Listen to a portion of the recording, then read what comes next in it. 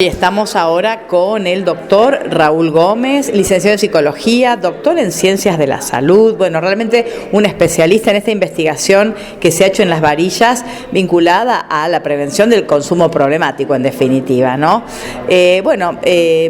Han presentado aquí un informe en Las Varillas para un Teatro Colón lleno, que no es poca cosa, con instituciones de la ciudad y con representantes, pero bueno, conocer un poco qué es lo que ha revelado, cuál ha sido la revelación en este informe, ya que usted es un investigador que integra un equipo, ¿no?, con otras personas.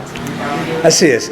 Lo primero que quisiera decir es que esta investigación fue posible por el compromiso de la red de preventores que desde el año pasado se comenzaron a capacitar en la diplomatura sobre consumos problemáticos que dicta la Facultad de Psicología de la Universidad Nacional de Córdoba, y a partir de esa capacitación se pudo diseñar la aplicación de esta encuesta en los jóvenes de segundo, cuarto y sexto año de enseñanza media, y que los principales datos que dan es, en primer lugar, que los consumos son asimilables a lo que ocurre tanto en la ciudad de Córdoba como en la provincia como en el país. No hay algo diferente.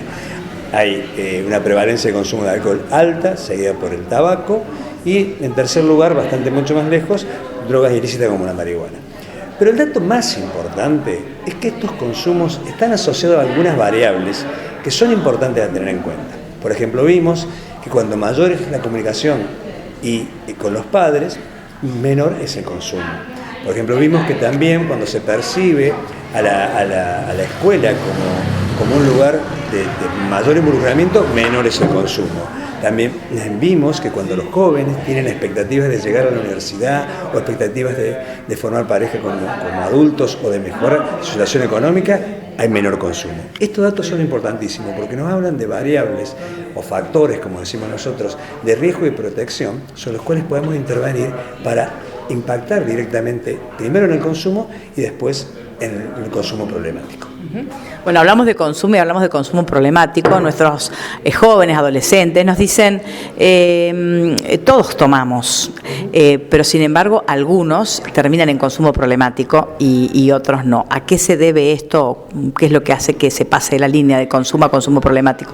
Bueno, nosotros vimos que, por ejemplo, el bienestar psicológico, porque también medimos el bienestar psicológico de los jóvenes, está altamente asociado al desarrollo de un consumo de riesgo. Nosotros medimos a través de unas escalas específicas cuánto riesgo hay de consumo problemático en los jóvenes. Encontramos que un porcentaje, cerca del 50%, muestra algún indicador de riesgo. No quiere decir que estén en absoluto riesgo, algún indicador de riesgo. Dentro de esos jóvenes encontramos que los que menos mostraban indicadores de riesgo eran los que reflejaban mayor bienestar psicológico.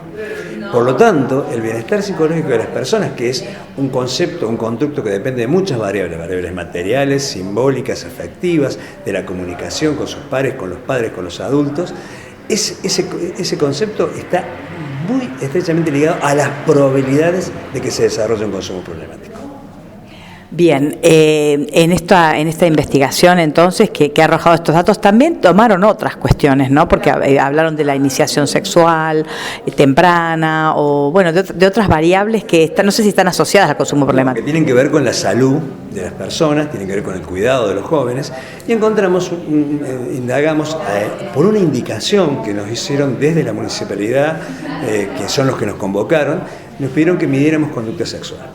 Y encontramos que un 18% de los menores entre 13 y 14 años mantiene relaciones. Ese es un dato que, comparado con el país, no difiere mucho.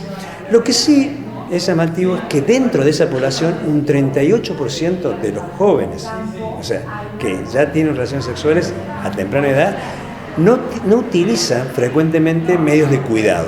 Entonces, eso habla de conductas de riesgo.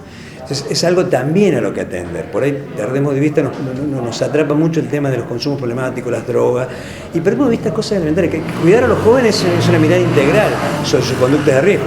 En el mismo sentido, nosotros encontramos que la droga más prevalente es el alcohol, que es una droga legal, que a veces ocupamos mucho la mirada en las ilegales y perdemos de vista que una droga legal, naturalizada, que consumen los adultos de manera a veces excesiva, es la droga más consumida por los jóvenes.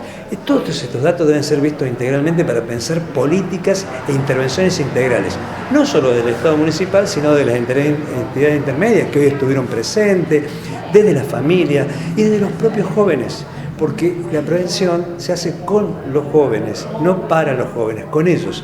Y también eso estamos muy gratificados que hubo participación de jóvenes, no solo en la encuesta que nos brindaron los datos, sino también hoy, esta noche, comentando y aportando sobre estos datos y qué se puede hacer. O sea, realmente ha sido un éxito, y este éxito también es de la red de preventores que fueron los responsables de esta convocatoria. Bien, ¿qué midieron ustedes? ¿Consumo problemático? ¿Consumo? ¿Qué es lo que se midió concretamente? Medimos varias cosas. Medimos prevalencia de consumo, bueno, se han consumido alguna vez en la vida, se han consumido en el último año, se llama prevalencia. Y después medimos, mediante una escala específica, cuánto riesgo hay de consumo problemático.